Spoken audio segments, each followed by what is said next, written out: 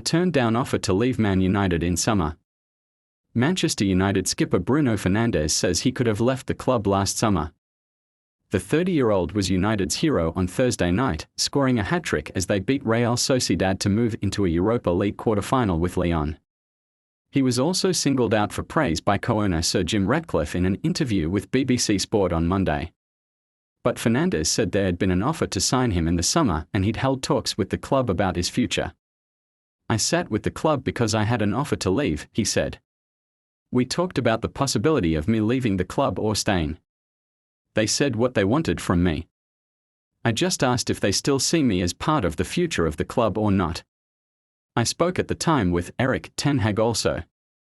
He was very clear with me, the club was very clear with me, that they thought I would be a big part of this rebuild. I thought that we could be successful." The Portugal international now has 15 goals this season. None of his teammates have got into double figures. In a campaign that has been bad enough for United, who are 14th in the Premier League and on the brink of their worst domestic campaign since the 1973-74 relegation season, it is not hard to imagine the strife they would have been in had talks with Fernandes in the summer taken a different turn amid interest from Bayern Munich among others. After Ten Hag was sacked in October, Fernandes' fellow countryman RUBEN Amorim came in as replacement, but a bleak situation has got no better. Last month legendary former captain Roy Keane blasted Fernandes, saying talent is not enough and that he was not a fighter. Even Amorim, in the wake of Fernandes' Europa League exploits, said his captain needs to trust his teammates more. "Roy Keane was an amazing captain for the club, one of the best as everyone says," said Fernandes. "I didn't have the chance to see much from him, only the last few years, but he was a great player that won everything for the club. He's massively respected from everyone and has all my respect. He is to give his opinion in a program and this is what he thinks about me. I don't want to copy anyone. I try to be the best captain that I can for my teammates and help everyone in the best way I know. We can't relax at this club." The Europa League remains a route back into the Champions League for United despite their poor season.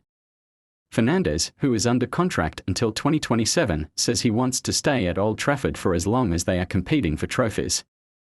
He said, "We can't relax at this club. We need to prove ourselves every day in training and every day that we have a game.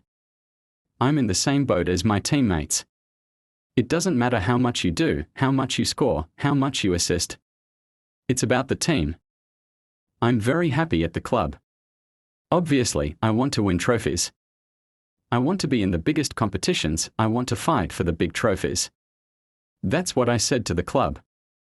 That's what the club said to me that they want to do." Ratcliffe said this week some players he has inherited are not good enough and overpaid. Midfielder Casemiro, striker Rasmus Højlund, goalkeeper Andre Onana, and wingers Antony and Jadon Sancho, who are on loan at other clubs, were name-checked by the billionaire in an interview with BBC Sport. Fernandes said, "I don't think any player likes to hear criticism or things that are talked about to you, that you're not good enough or you're overpaid or whatever. But everyone has their own contract. The club agrees to the contracts and it's about proving that you can be important for the club." Perfect captain Fernandes sometimes needs to trust teammates. Manchester United head coach Ruben Amorim knows he can rely on Bruno Fernandes to step up when he needs it, but he wishes his captain would trust his teammates a bit more. The Portuguese manager was speaking after his compatriots' hat-trick in United's 4-1 Europa League victory against Real Sociedad at Old Trafford. Fernandes is the type of player who attracts criticism and praise in equal measure. His captaincy was condemned by former United skipper Gary Neville in the wake of a horrific 7-0 hammering at Liverpool in March 2023. More recently, another legendary club figure and captain, Roy Keane, criticised Fernandes' performances in typically forthright manner and ridiculed those who said the current tortuous campaign would be even worse without him by stating, "How much worse could it be?" United are 14th and heading for their worst league campaign since they were relegated in 1973-74. Yet Fernandes is clear as top scorer with 15 goals. None of his teammates have reached double figures. This was also the 12th match this season in which Fernandes has scored. In 8 of those games his contribution was decisive, with his goals turning losses into draws and draws into wins. "When we need it, he is always there," said Amorim. "He can bring the ball forward. He can score goals. He is a perfect captain for our team and we need to help him win titles. In the past month alone, it was Fernandes who scored his side's goal in their creditable draw with Arsenal, their equaliser in an FA Cup tie with Fulham. They ended up losing on penalties, and the superb free kick that dragged United back into a game at Everton they seemed destined to lose.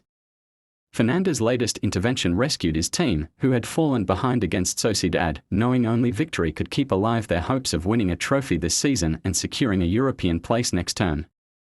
"Over this last 6 to 7 weeks has been brilliant," said former United midfielder Paul Scholes on TNT Sports. "He's playing a bit deeper these days rather than that 10 role. He's carrying this team to a little bit of success." Fernandes' other quality is that he is hardly ever injured. Of United's outfield players, only fellow Portuguese Diogo Dalot has made more than his 43 appearances this season. Yet Amorim says Fernandes has a flaw. Too often, he wrecks United's team shape by vacating his position in a search for possession. Amorim feels the answer has to come from within. "We know that sometimes he is frustrated," he said. "We know he wants to win so badly, and when things are not going well, he is changing position and going after the ball. Sometimes he needs to trust his teammates." Thanks for watching. Like and subscribe.